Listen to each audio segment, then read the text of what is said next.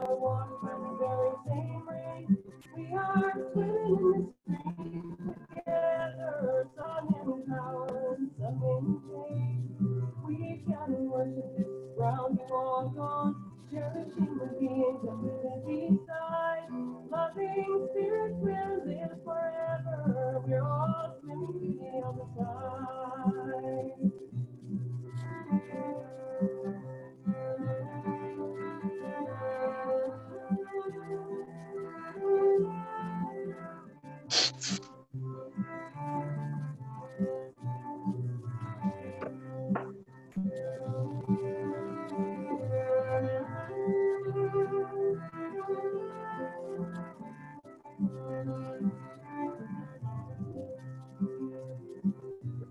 When we get there, we'll discover all of the gifts we've been given to share. Have been with us since life's beginning, and we never know that they were there. We can balance and ways of wisdom, never recognizing that we've arrived. Loving spirits will live together. We're all swimming to the other side. We are living in the great big river. We are washed by the very same rain. We are swimming in the stream together. Sun and power, sun and flame. We can worship this ground to walk on, cherishing the beings that we live beside. Loving spirits will live forever. We're all swimming to the other side. Loving spirits will live forever. We're all swimming to the other side.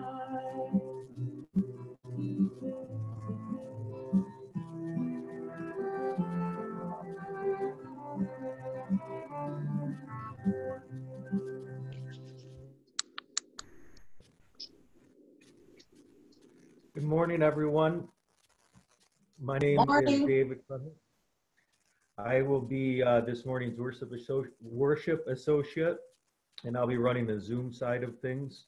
So before we get started, a few instructions on how we'll be using Zoom for the service. So if you'd like and can find it, could everybody switch you to speaker mode so that you can see the person that's speaking during the service. And that button is on in a different spot depending on what kind of device you have. So I can't quite tell you where it is, but you have the option of watching gallery view, which is where you'd see everyone. Or if you click speaker view, you would see just the person speaking. So I'll give you a second to do that. Next,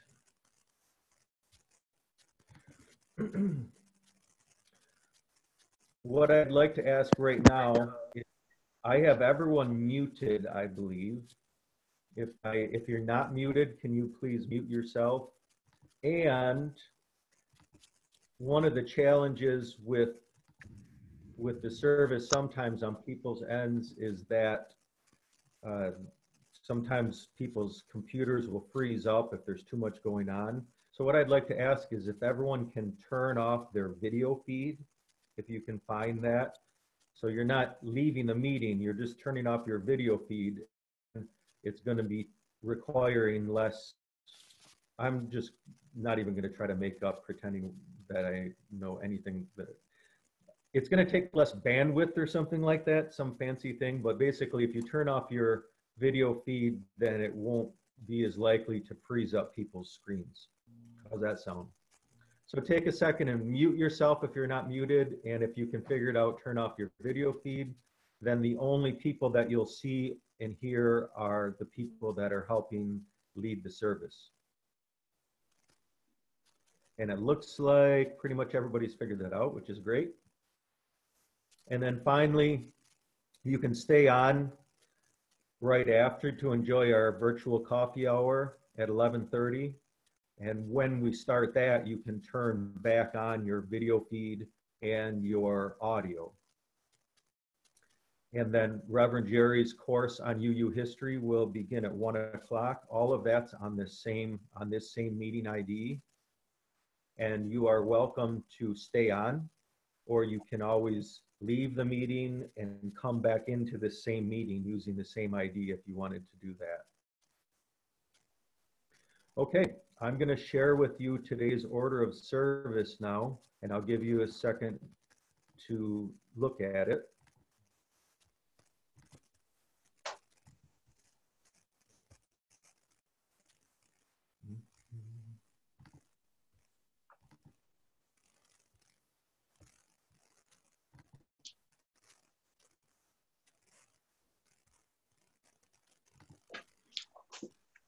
So our service is called a pale blue dot. We're not seeing people, I don't know. Are you seeing my screen? We see the order of service. Perfect. Yeah. Okay, so I'm not going to read through all of it, but take a minute and look over the order of service.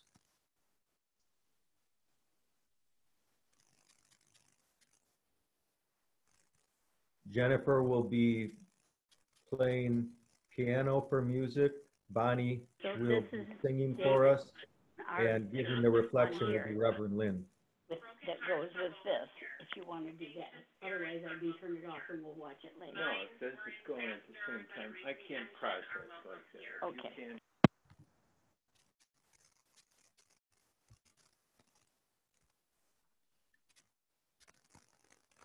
Okay. A bunch of people on.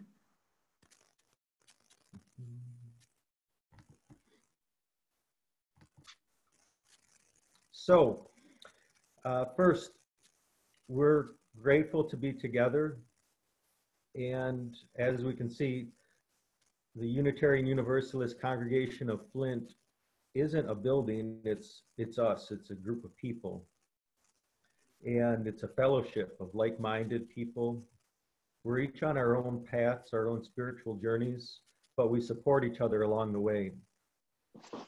And we're bound not by a creed of required beliefs, but by a set of principles, which can be found on our website. We are a welcoming faith and invite people regardless, for example, of sexual orientation or gender identity. Our seventh principle states that we have a respect for the interdependent web of all existence, of which we are a part. This seventh principle will provide the foundation of today's service. And with that said, I am going to share our screen again, my screen, for some announcements.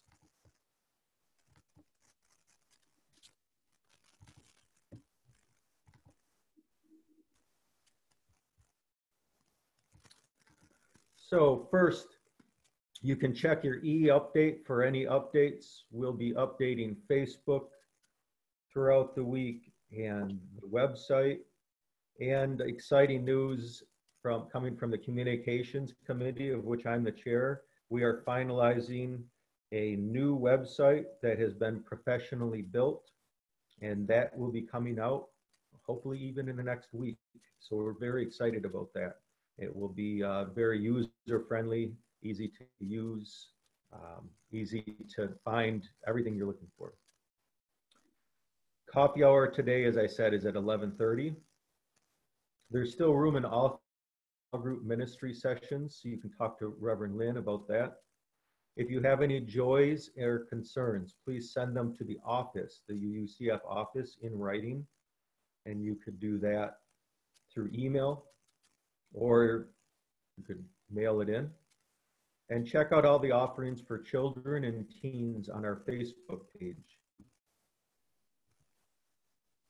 As far as how giving works during this time, thank you for everyone who's returned your pledge sheets. If you haven't mailed yours back yet, please do so as soon as you can so that we can finish up our budgeting process for the year, for next year.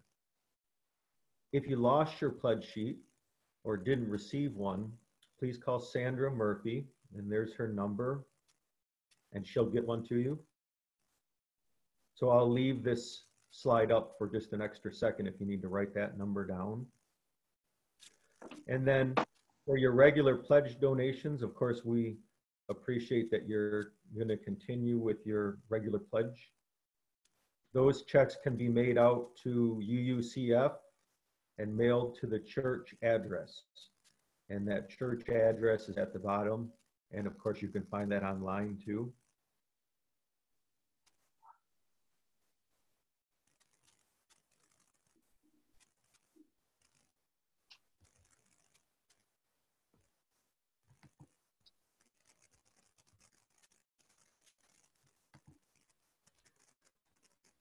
And with that said, Jennifer, I'm going to hand it over to you.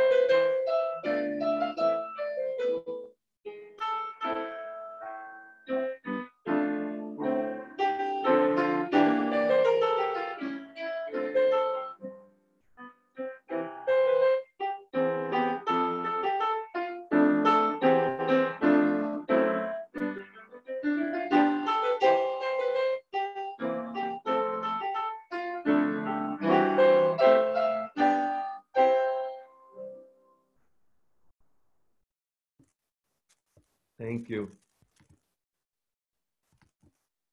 At this time, we're going to have our chalice lighting. And so I invite you, if you have a chalice handy, I'll give you a second to light yours. And I have some words that I'll read.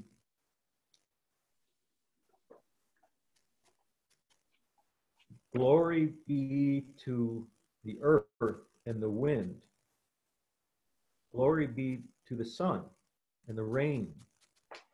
Glory be to animals and children and women and men. Glory be to our holy flame, which calls us together as one.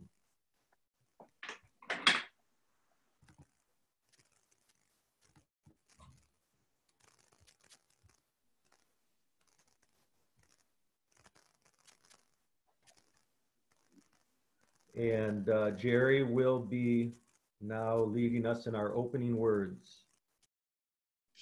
And our opening words this morning are those of Black Elk. The first piece, which is the most important, is that which comes within the souls of people when they realize their relationship, their oneness with the universe and all its powers. The first piece comes when we realize that at the center of the universe dwells the Great Spirit, and that this center is really everywhere, and it is within each of us.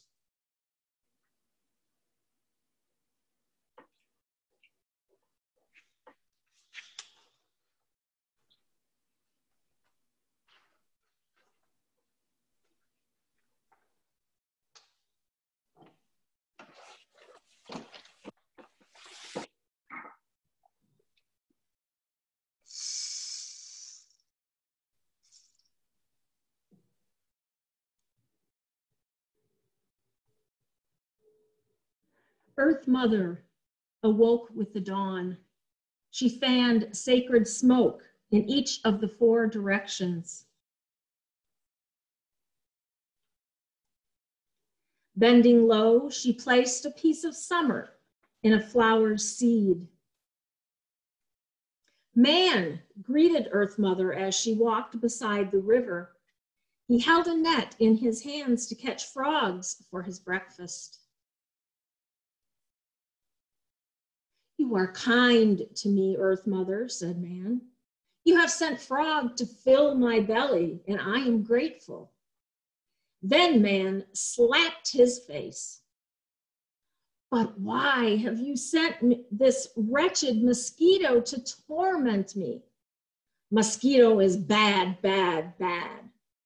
Frog, on the other hand, is sweet, tasty, and oh, so wonderfully delicious. If there were more frogs and no mosquitoes, none at all, this world would be perfect. Man went on to hunting frogs, and Earth Mother walked on.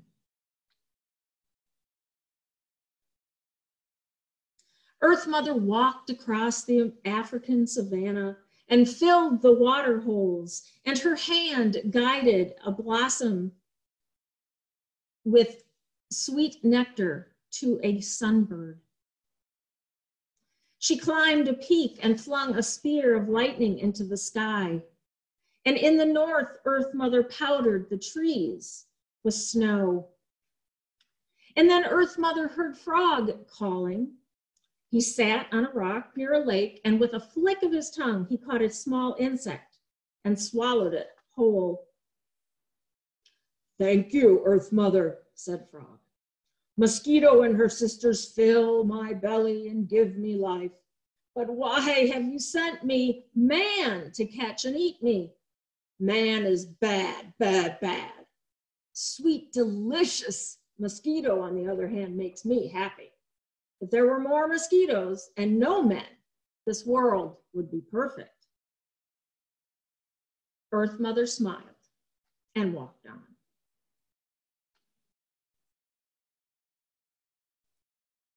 In the evening, Earth Mother dived with the whales into the depths of the ocean, and a silver moon rose on the horizon. It was nighttime. As Earth Mother walked through a meadow, she heard a tiny voice. "Earth Mother, it is I, Mosquito.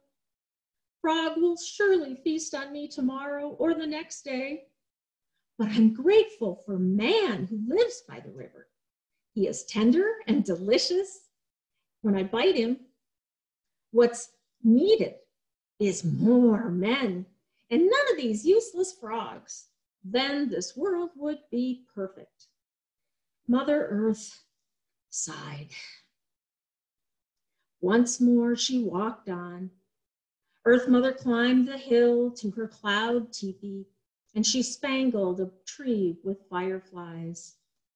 She said goodnight to the people, to the sunbirds, to the frogs, to the whales, to the mosquitoes, to the fireflies, and to her children everywhere. Then she went to sleep, and the world, in its own way,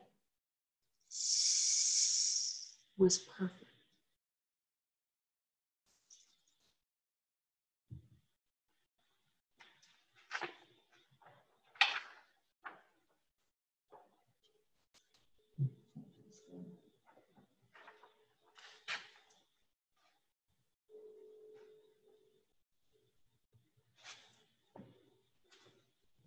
Our meditation reading this morning is from Margaret Kipe, A Prayer for Desert Times. The journeys of our lives are never fully charted. There comes to each of us deserts to cross, barren stretches where the green edge on the horizon may be our destination, or an oasis on our way, or a mirage that beckons only to leave us lost. When fear grips the heart or despair bows the head, may we bend as heart and head lead us down to touch the ground beneath our feet. May we scoop some sand into our hands and receive what the sand would teach us. It holds the warmth of the sun when the sun has left our sight, as it holds the cool of the night when the stars have faded. Hidden among its grains are tiny seeds at rest and waiting, dormant yet undefeated. Desert flowers, they endure, moistened by our tears and by the rains which come to end even the longest drought. They send down roots and they bloom. May we believe in those seeds and in the seeds within us. May we remember in our dry seasons that we too are desert flowers.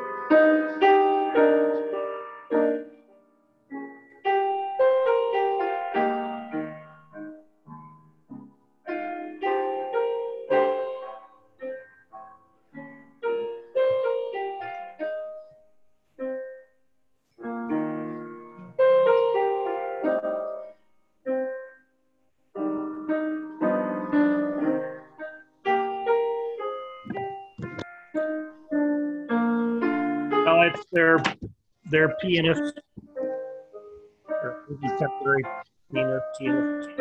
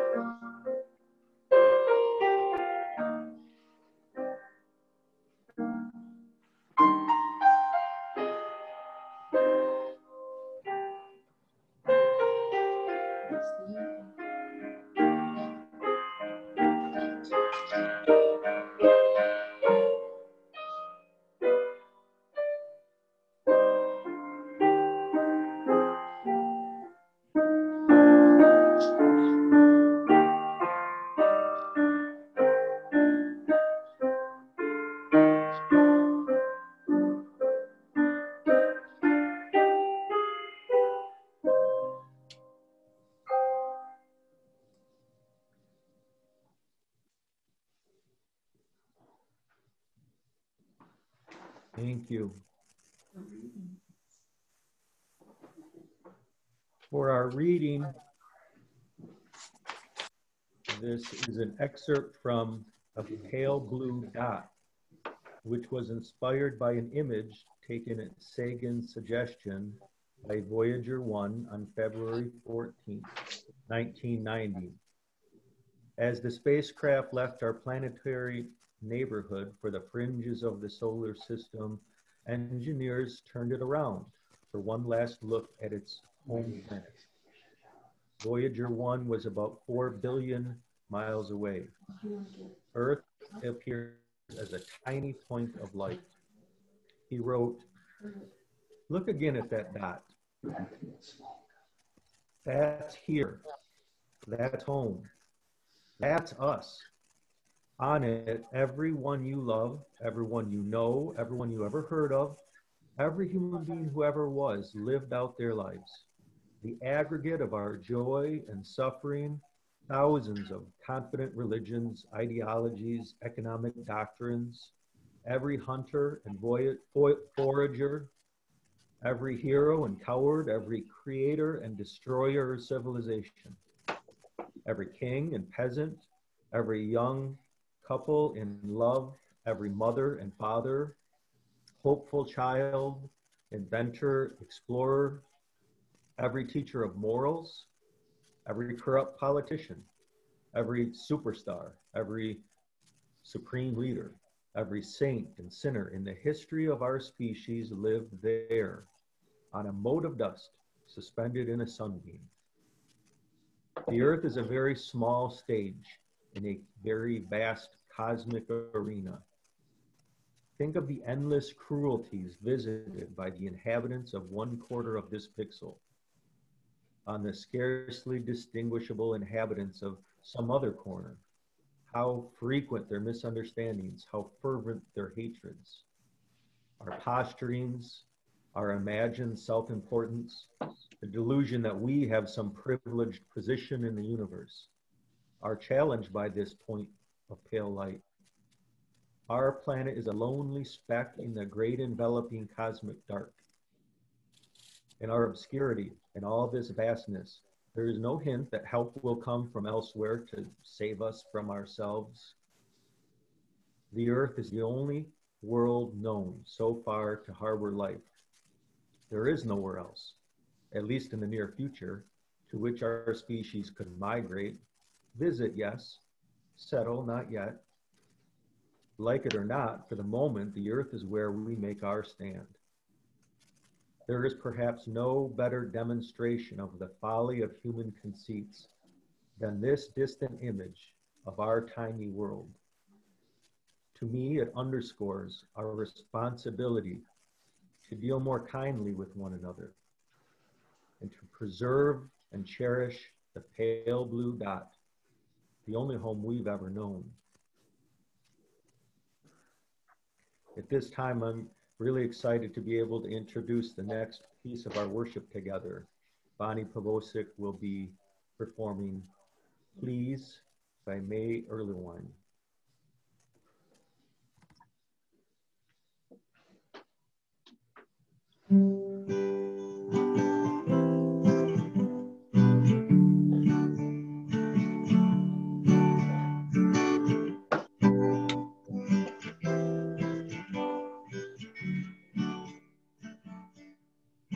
I held that stone in the palm of my hand, walking alone on the shore of Lake Michigan. I swear the earth let out a sigh of relief as the waves broke and washed over my feet. And the wind, she came, whispered to me, the earth is tired, it's been a long century. And I said, what can I do? I am only just me.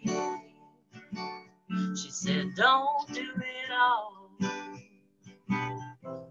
just do something, please.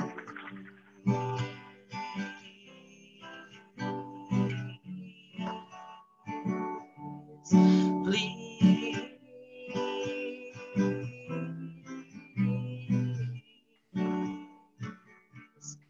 For 59 years I've been alive, and I've watched things change right before my eyes.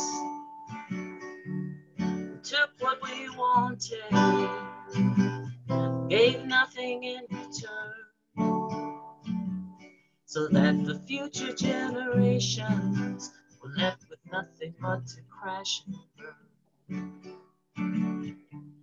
Now where will our children go to find a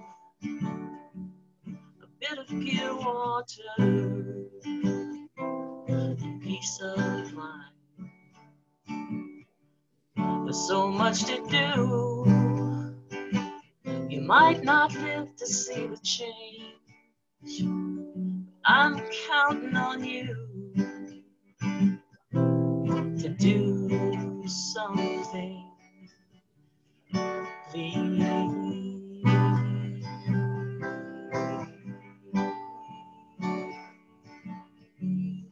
Please.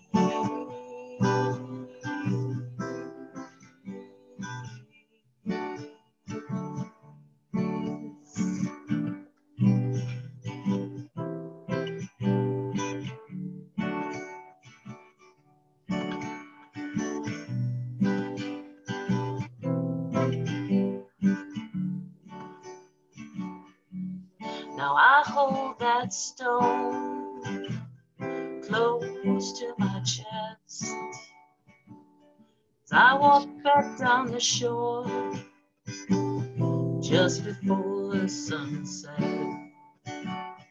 And I swear the earth took in a breath of hope, and the sky turned red as I walked home. And the wind came as she went by. She said, carry that stone and remember to try, and remember to try. Please.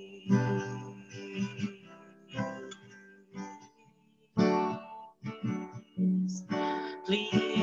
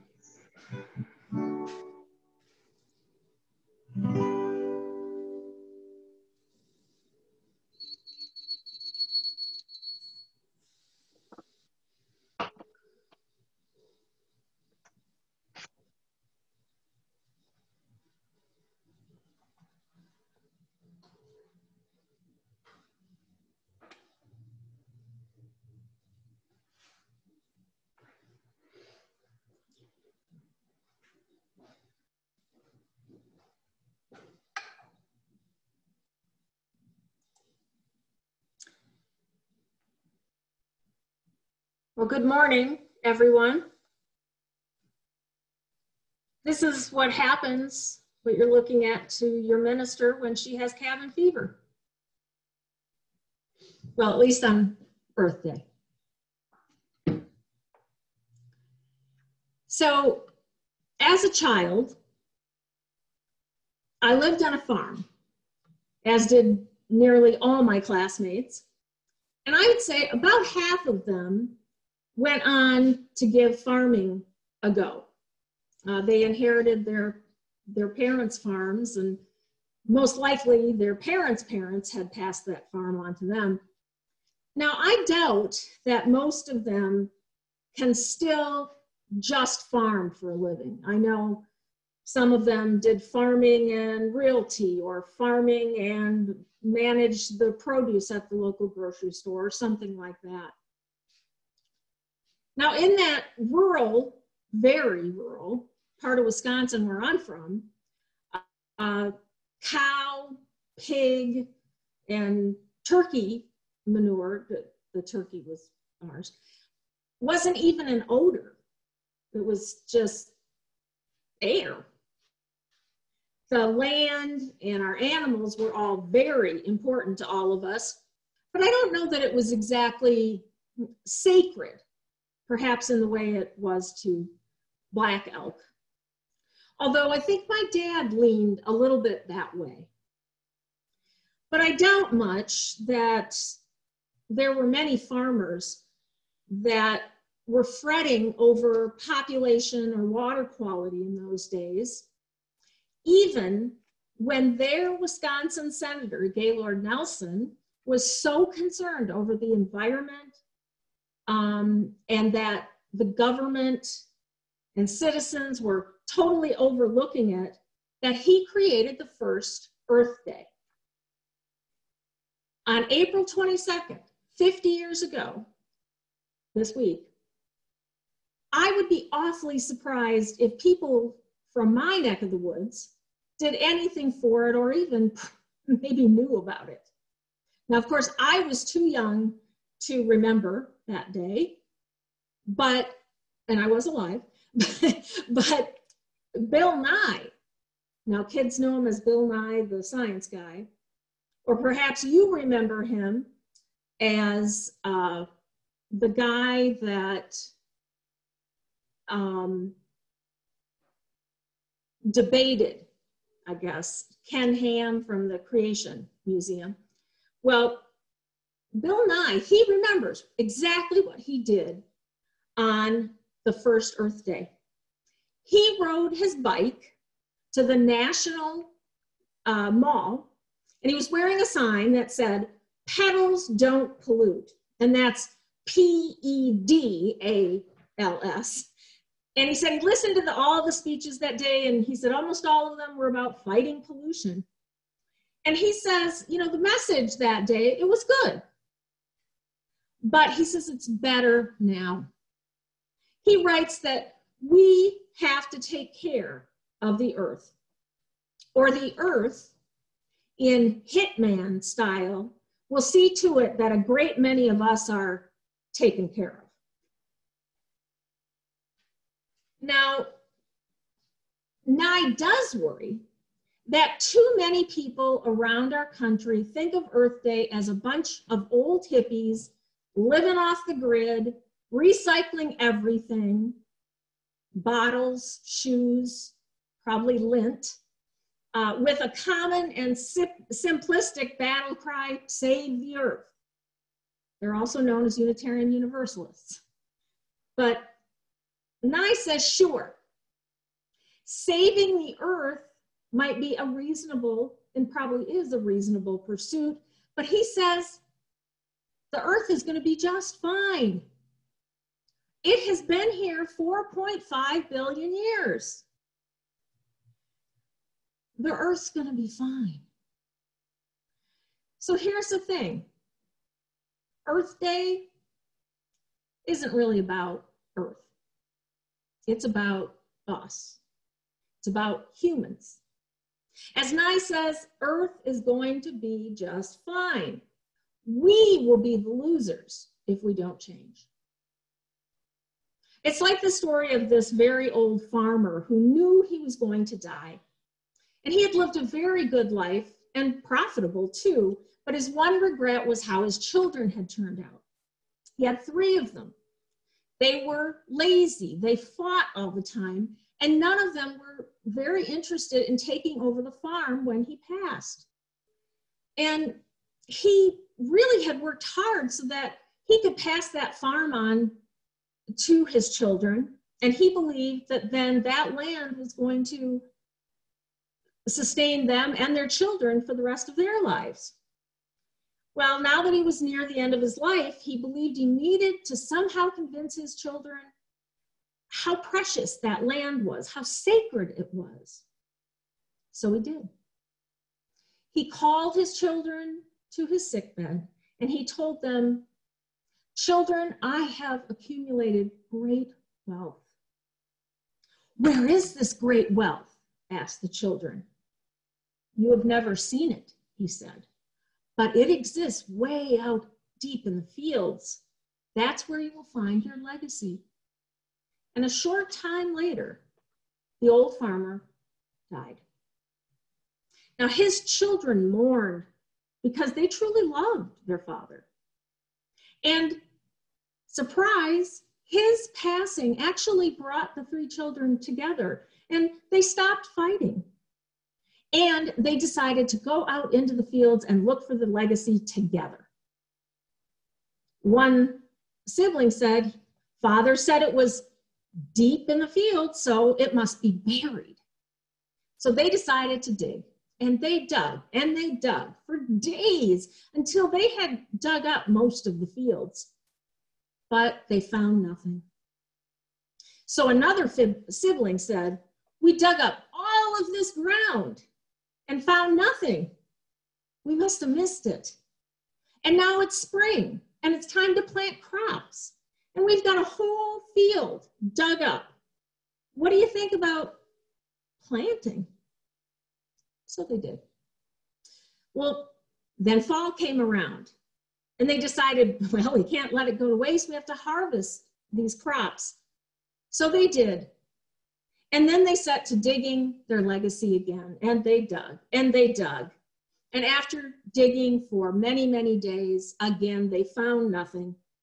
And another sibling suggested that, yep, we must have missed it again this time. And here it is spring. We have all of these pieces of land dug up already. I wonder if we shouldn't plant again. So they did.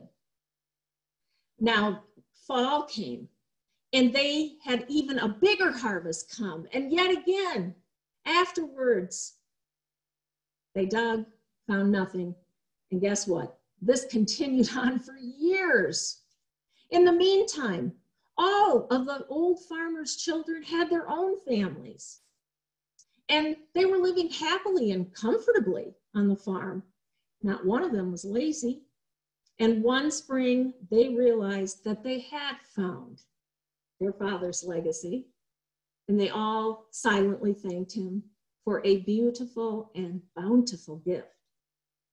They looked forward to leaving the same legacy for their own children. And they did. I believe that as fewer people have that much work with the land, that we lose touch with how sacred it really is. In inner cities, people see concrete and buildings and pollution. Although I know many cities are creating green spaces, but just feeling love for the earth and the planet and planting trees, it's not going to be enough to save the planet this Earth Day. Because Bill Nye believes that we need a big idea on how to cool the planet down. He says that he's been thinking about big ideas. He rejected his first idea of turning that giant island of trash that's in the Pacific Ocean into like a mirror. But nah, it seemed like a good idea. And then he also rejected that idea of wearing dirty clothes, just never washing them. And of course, we can't just stop eating. So neither of those were practical either. But seriously, the problem is, how do we do more with less? And then how do we turn the global warming around? Well, Nye says whatever the idea is, or ideas, they must work all over the world.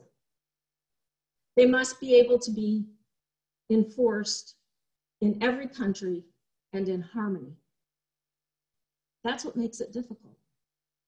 Because climate change is a challenge like nothing else we have ever experienced in human history. It's the one thing that affects every single living thing on the earth. I'm not just talking people, I'm talking everything that lives on the earth. And that is what Nye says makes us start thinking that this is a pretty small planet we have. As the entire world faces coronavirus, I'm thinking that we're all starting to believe that the earth is pretty small. And I can't think for a minute that this has nothing to do with climate change. The environment chief at the UN said that the pandemic is nature sending us a message. I'm sure you heard that. Because he said humanity is placing too many pressures on the natural world with damaging consequences. 75% of all emerging infectious diseases come from wildlife. I found that astounding.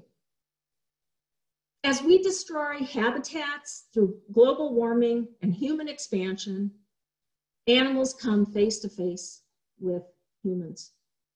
And then there's the recent unprecedented fires, broken heat records, and even a locust invasion that has contributed to more disease outbreaks, as do live animal markets, of course.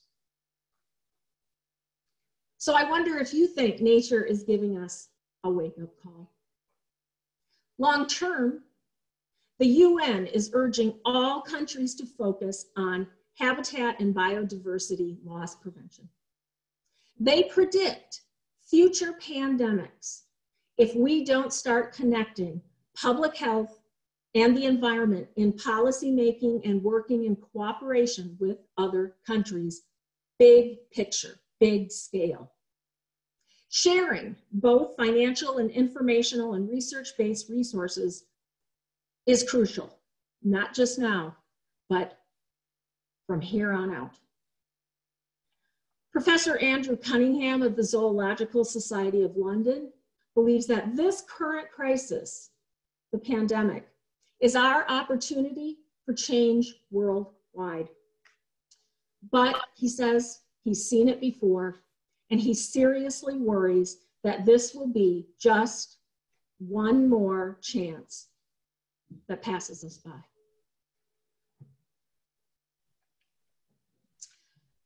Well, by now you're probably ready to thank me for all this grim news on the 50th anniversary of Earth Day and sign off. Because it does seem like everything hinges on a global commitment to climate change, reform, and action, and we just withdrew from the Paris Climate Agreement. But wait, we can still make calls and write letters to those in power. That would count as a leaf on your kindness tree, by the way. But ultimately, action has to be worldwide, and that is somewhat out of our hands. So I have heard from some of you, and certainly we agree that, Jerry and I, that it's easy to get discouraged when at this very moment, glaciers are melting, rainforests are burning, and in the next 24 hours, a species will go extinct. But I don't want you to give up quite yet. Because at this very moment, there are plenty of things that are right with the earth. Now, you wouldn't know it by listening to the news or White House press conferences recently. They're aimed at raising your blood pressure or scaring the crap out of you.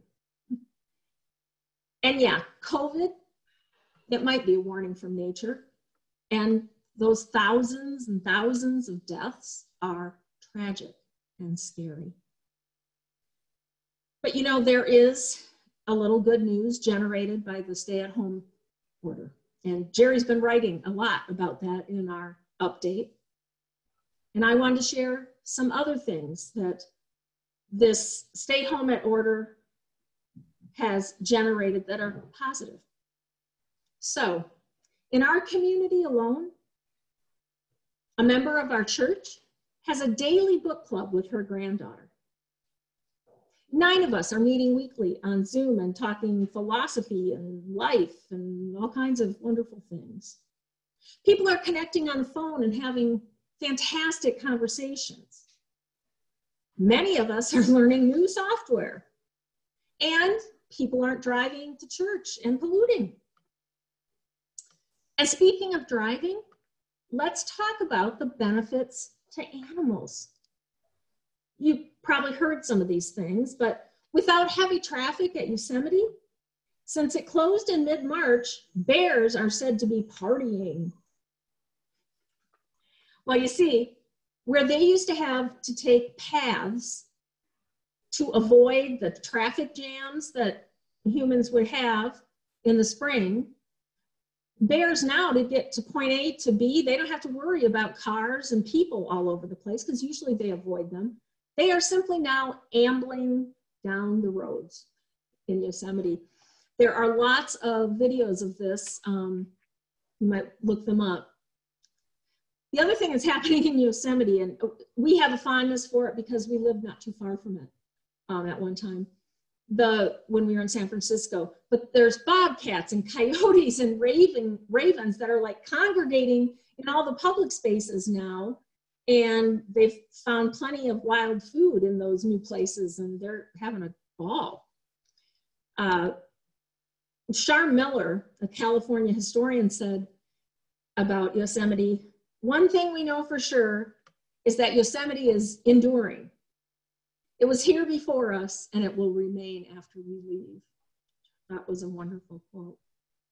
The other neat thing about animal zoos and aquariums are allowing animals to get out of their enclosures and stretch their legs and their wings and their flippers as never before.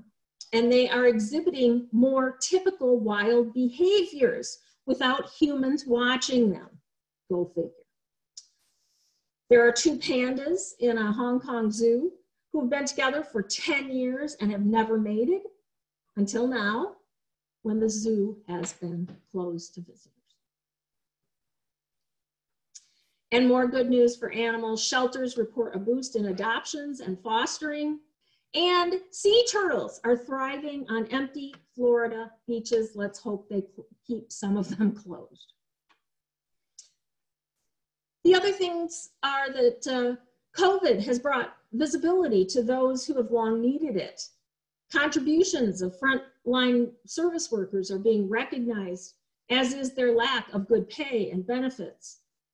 America is also having to admit to the fact that many of our citizens are living paycheck to paycheck, and some must choose between medications and food or rent. That's a reality. The privileged are finally feeling what it means to go without. Politicians, I hope, are witnessing why health care for all might be a good idea. And the whole world is now seeing the need for clean water to wash hands and food.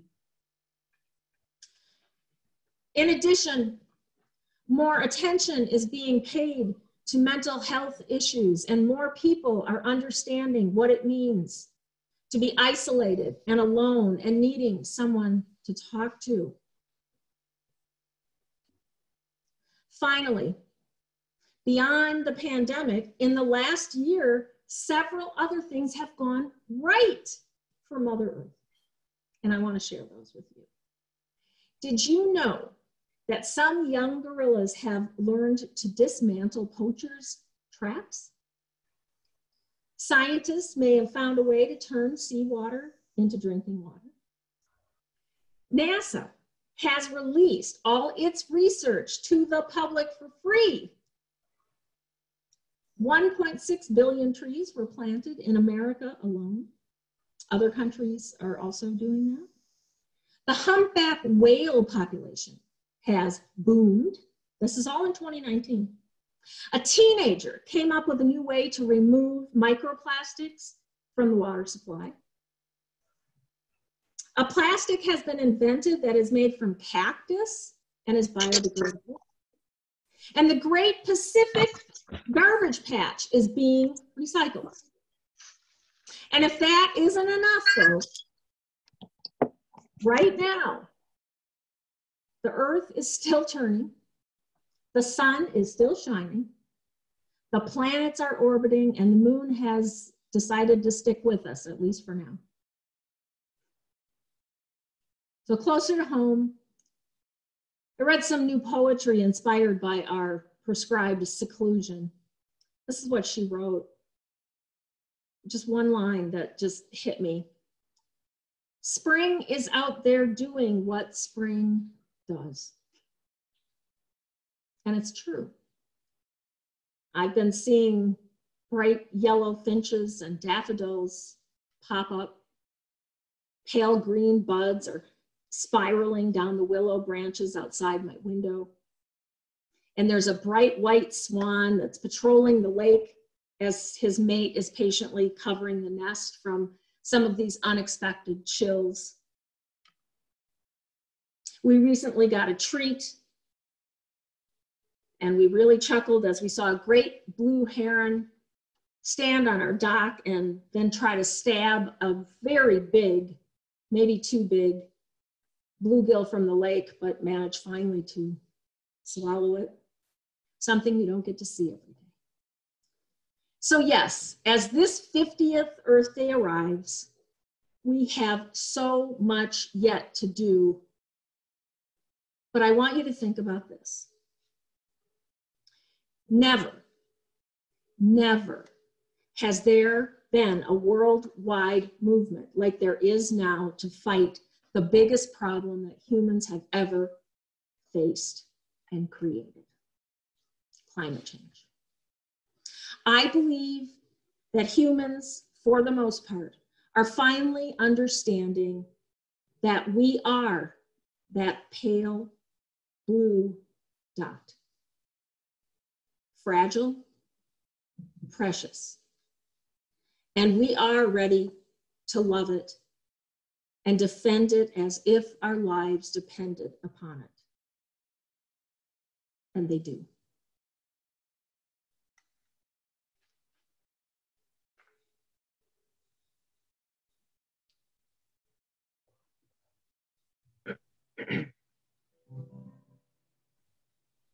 We opened with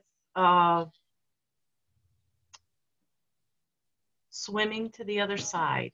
And now I'm going to play and sing the chorus twice on that song. And I wish you would sing it along with me. You don't have to turn your speaker on, but singing together is a lovely thing.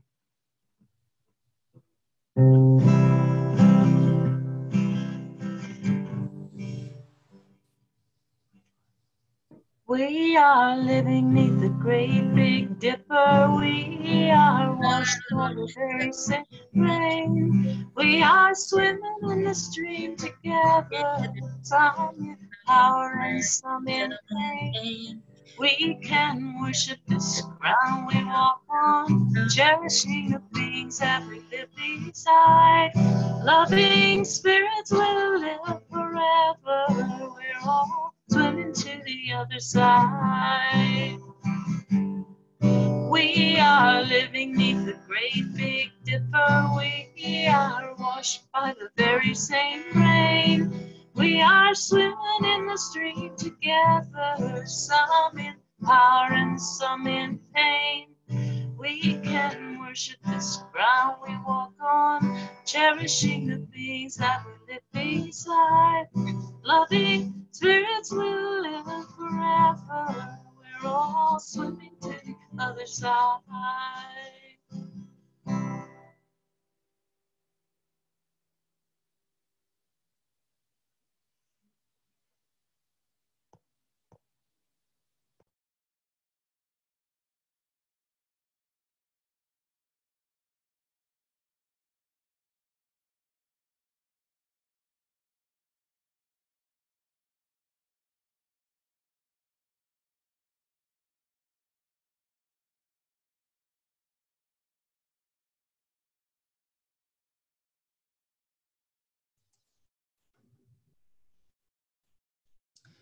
Our closing words are from Vern Barnett, and they are, I pledge allegiance to the earth and all life. I pledge allegiance to the earth and all life, and fields and streams, the mountains and seas, the forests and deserts, the air and soil, all species and reserves, habitats and environments, one world, one creation, one home, indivisible for all. Affected by pollution anywhere, depleted by any waste, endangered by greedy consumption, degraded by faithfulness, preserved by recycling, conservation and reverence, the great gift renewed for all generations to come, protected, preserved by reducing, reusing, recycling, with conservation and reverence, the great gift renewed for all generations to come.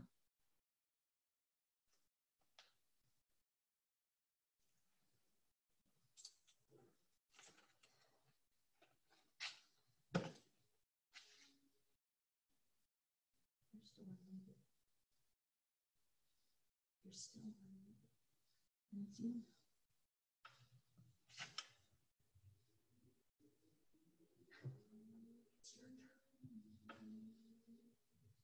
Let's join together as we extinguish our chalices.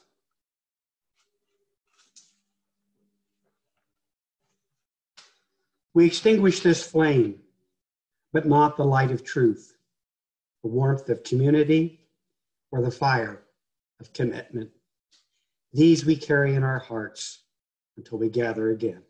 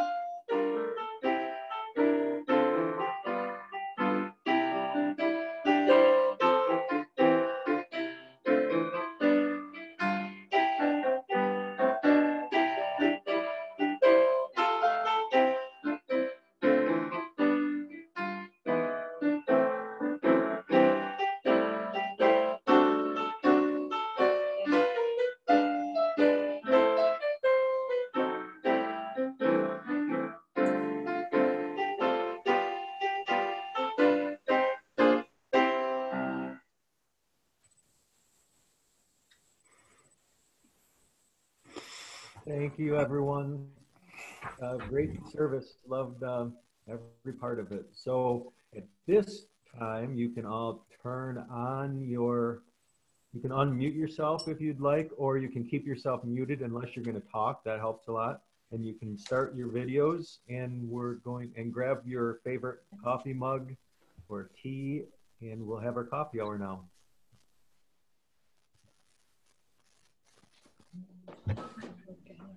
Bring 2 stools here. You can also switch now to gallery so that you can see everyone. There you go. Okay with the stool. There's a lot of people. Hi, everybody. Good